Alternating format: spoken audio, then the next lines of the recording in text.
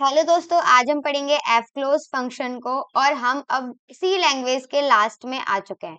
इसके बाद को दो वीडियोस और प्रोवाइड करी जाएंगी, वरना एक ही हमारी जो नेक्स्ट वीडियो होगी वही लास्ट हो जाएगी।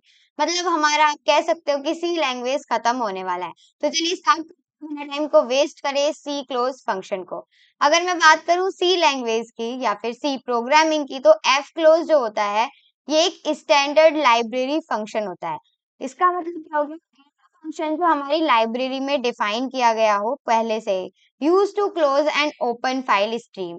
जो किस लिए यूज किया जाता है? किसी भी फाइल को क्लोज करने के लिए यूज की जाती है। मतलब ओपन हुई हुई फाइल को क्या करता है? वो क्लोज करता है। बस इतना ही एफ क्लोज का यूज होता है। जब हम बड़े बड़े प्रोग्राम्स को बनाते हैं तब हमें एफ क्लोज फंक्शन का यूज करना पड़ता है, क्योंकि इसमें बहुत सारी हम फाइल्स को क्या करते हैं? इंक्लूड करते हैं, जिसकी वजह से हमें फाइल को क्लोज करने की भी यहाँ पर जरूरत पड़ जाती है। अब इसका सिंटैक्स देख लेते हैं, काफी ज्यादा आसान इसका सिंटैक्स होता है। पहले आप जो भी डाटा टाइप लिखना चाहते हो वो लिखिए। जो भी आपकी फाइल है उस फाइल के आगे आपको क्या लिखना है? सबसे पहले एफ क्लोज कीवर्ड को यहाँ पे, मतलब फंक्शन को आपको क्या करना है? लिखना है। देन ब्रैकेट्स में जो भी आपकी फाइल है उसका नाम आपको यहाँ पे डाल देना है। ये हमारा इस तो होता है सिंटैक्स। देन इसके पर्पस क्या क्या होते हैं ये हम अब पढ़ेंगे। F close is use to, किस लिए एफ क्लोज यूज किया जाता है? क्लोज अ फाइल, किसी भी फाइल को क्लोज करने के लिए, that was open using F open. जो कि एफ फंक्शन के थ्रू फाइल खुली हुई है तो हम एफ क्लोज करके उस फाइल को बंद कर सकते हैं। बाकी और कोई तरीका नहीं होता, हम अपनी फाइल को क्लोज कर रहे हैं। उसके बाद हमारा होता है flush any buffered output data to the file. मान लीजिए आपकी फाइल में कोई भी बफर डाटा आ गया, मतलब कोई भी एक्स्ट्रा डाटा इंक्लूड हो चुका है, तो आप उसको क्या कर सकते हो? हटा सकते हो by using the F close function. उसके बाद हमारा नेक्स्ट होता है फ्री द फाइल पॉइंटर। ये क्या करता है? फाइल पॉइंटर को फ्री करता है। And the system resource is associated with it. और क्या करता है? सिस्टम को रिसोर्सेज के साथ क्या करता है? एसोसिएट करता है। नेक्स्ट हम ये सारी चीजें अभी तक आपको समझ में आई हो या ना आई हो, लेकिन कोडिंग के बाद ये सारी चीजें कवर हो जाती है, क्योंकि मेन हमारी यहाँ पर क्या होती है? कोडिंग होती है। हमें यूज किस तरीके से करना है, कहाँ पे करना है, ये सारी चीजें हमें पता होनी चाहिए। अब मैं एक बार इसको समझा देती हूँ, उसके बाद यही हम बना के देखेंगे ताकि हमें अच्छे से क्लियर हो जाए। सबसे पहले हम हैशटैग इंक्लूड stdio.h, मतलब इनपुट आउटपुट हेडर फाइल को यहाँ पे करेंगे इंक्लूड। देन मेन मेथड को ओपन करने के बाद कर्ली ब्रैकेट्स में अपनी कोडिंग को स्टार्ट करेंगे।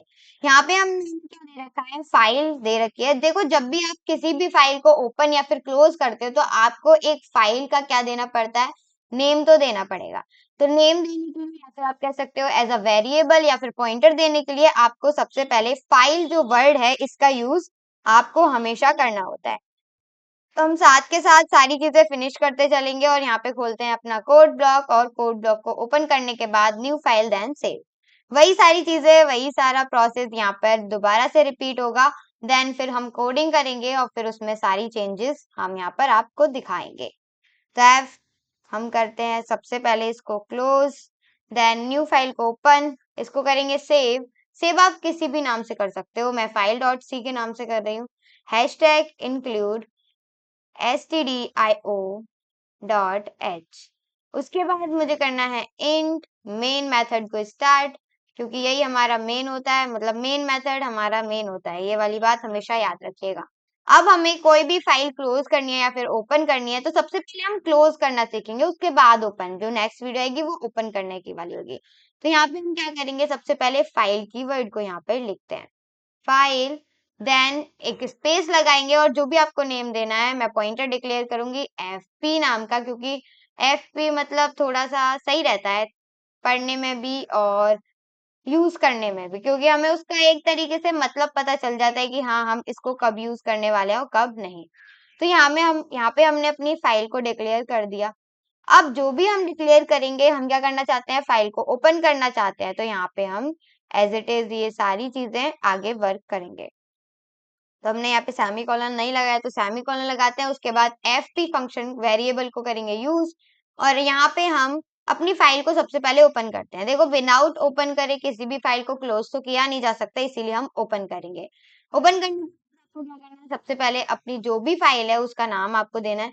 जैसे कि आपके पास कोई भी पहले से आपके पास क्या हो, फाइल हो या फिर नहीं भी हो, कोई प्रॉब्लम नहीं है। अगर पहले से है तो वो ओपन होकर आएगी, अगर नहीं है तो बन जाएगी। कैसे, हम एक बार फाइल बना के देखते हैं। तो मैं स्टार्ट नाम की एक फाइल बनाऊंगी, स्टार्ट डॉट टेक्स्ट।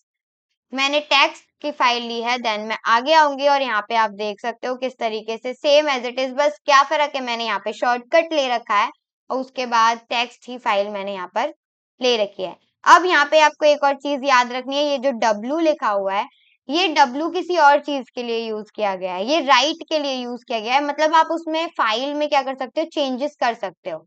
ऐसे ही बहुत सारे सिस्टमेटिक वे होते हैं, WA, ये सारे क्या होते हैं, O। ये सिर्फ इसीलिए डिनोट किए जाते हैं ताकि हम बता सकें कि फाइल जब ओपन हो बाय यूजिंग द फंक्शन, तब हम उसमें राइट कर पाए, रीड कर पाए और बहुत सारे फंक्शंस। इसके लिए हम एक सेपरेट वीडियो आपके लिए बना देंगे, तो आप वहां से भी देख सकते हो। तो यहाँ पे फिर से हम क्या करेंगे, कॉमा लगाएंगे, देन डबल कोट्स के अंदर लिखेंगे W, क्योंकि हमें राइट करना है, उसमें हम चेंजेस कर सकते हैं। आगे आते हैं, सेमीकोलन लगाएंगे एंड नेक्स्ट स्टेप यहाँ पर हम फॉलो करेंगे। अब मान लीजिए आपकी फाइल जो है वो नल, मतलब आपकी फाइल बराबर जो भी आपने फाइल दी है उसके हमने कहा कि वो फाइल है ही नहीं, चीजें डिनोटेड ही नहीं करती। तो आप क्या करोगे, यहाँ पे एक स्टेटमेंट का यूज कर सकते हो, जैसे कि हमने यहाँ पे किया है। मतलब कोई भी हमारी फाइल अगर नल के बराबर आती है तो हमें वो क्या करेगा, हमारा जो भी प्रोग्राम है वो हमें प्रिंट करवा के देगा आउटपुट पे कि फाइल ओपनिंग फेल्ड, या फिर हम कह सकते हैं fail to open the file. तो यहाँ पे हम क्या करते हैं, इफ स्टेटमेंट को यूज करेंगे और यहाँ पे हम देते हैं कि अगर हमारी एफपी फाइल नल के बराबर है तो हम क्या करेंगे, बाहर आते हैं और यहाँ पे हम प्रिंट एफ करवाने वाले हैं। प्रिंट एफ क्या करवाएंगे, the file is not open, या फिर the file is failed to open. बस इतना हमें लिखना है। उसके बाद थोड़ी सी चीजें करते हैं, \n लगा के बाहर निकलते हैं। बाहर निकलने के बाद सबसे पहले सेमी कॉलन, क्योंकि अगर हमने सेमी कॉलन नहीं दिखाया तो क्या आ जाएगा, एरर आ जाएगा। देन आपको आगे प्रोग्राम किस तरीके से रन करवाना है, और यहाँ पे हमने रिटर्न 1 कर दिया। आप चाहो तो करना, वरना मत करना, बाकी एक बार हम लिख लेते हैं क्योंकि जरूरी होता है।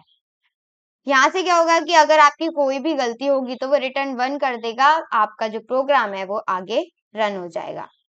अब हम आगे देखते हैं। मान लीजिए अब आपकी जो फाइल है, जो मैंने अभी फाइल बनाई, वो उस नाम की मेरे लैपटॉप में या फिर जो भी मैं यूज कर रही हूँ उसमें कुछ भी ऐसे नाम की फाइल है ही नहीं। तो आपको क्या करवाना पड़ेगा, एक फंक्शन का और यूज करना पड़ेगा जिसका नाम है fprintf। fprintf का मतलब हो गया कि आप जो भी फाइल बना रहे हो उसमें आप खुद से लिख रहे हो कि हाँ, ये जो fp, मतलब यहाँ पे हमने लिखा सबसे पहले fprintf, उसके बाद कोष्टक, उसके बाद मैंने लिखा fp। fp क्यों लिखा, क्योंकि मुझे की फाइल में क्या करने हैं, एडिट करने हैं।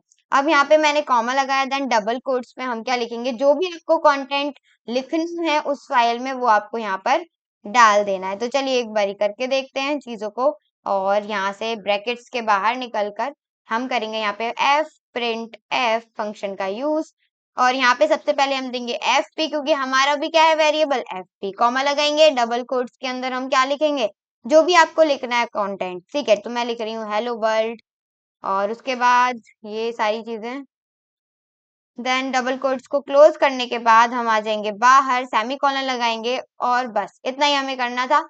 उसके बाद हमने फाइल को ओपन कर लिया, हमने फाइल में कंटेंट भी दे दिया, क्योंकि हमारी इस नाम की कोई भी फाइल है नहीं। अगर आपकी कोई भी फाइल होगी, मतलब आपके पास कोई भी फाइल है टेक्स्ट की जो आपको ओपन करनी है, देन वो बनी हुई है, तो आप सिर्फ उसका नाम दोगे।